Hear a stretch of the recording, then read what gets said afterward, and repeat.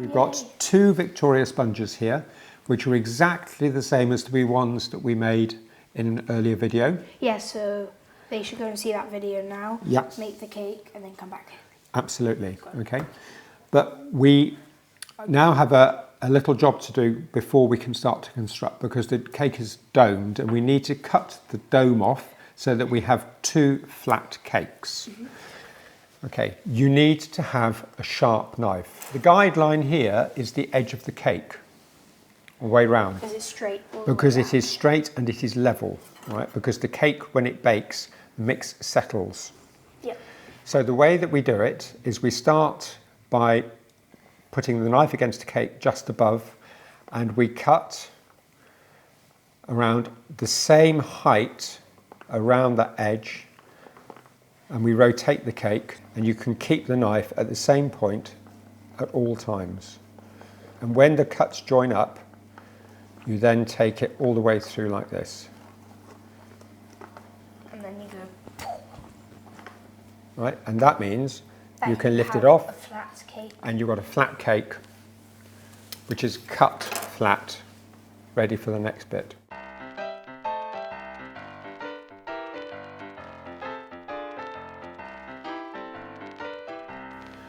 The next thing we're going to do is we're going to sandwich our 2 halves together, and we're going to use raspberry jam, and you can use buttercream, but it doesn't matter what you use. The key thing here is not to put too much in. Too much of what you're using. Yes, because otherwise it will squeeze out when we try and put the icing onto it, and then it will just cause a mess. Put 2 spoonfuls of jam onto the cake, and then you're going to start spread with the spoon. Good. All right? Right, so the next thing we're going to do is we now take our other and flip it over, lift it up, flip it over. Okay, yep. And put the cut surface on top of the jam, okay, because it will stick better. But the other thing, what that does is it gives us a perfect top. So the first thing we're going to do is we're going to put a smear of the butter icing, buttercream, and that is a standard recipe of equal quantities of unsalted butter and icing sugar beaten together. So we put a smear on the board underneath the cake, because so it doesn't slide, and we just... Dick's top tip of the day.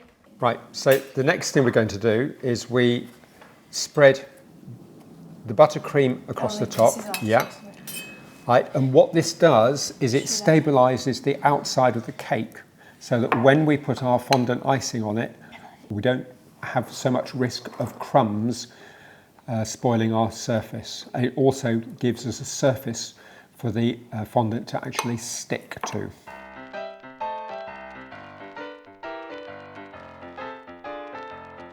Now we need to give ourselves a flat surface on the side and on the top, so that our fondant will sit flat. So on the top, the easy way to do it is to pull a straight edge all the way across the top like that, so it smooths it up.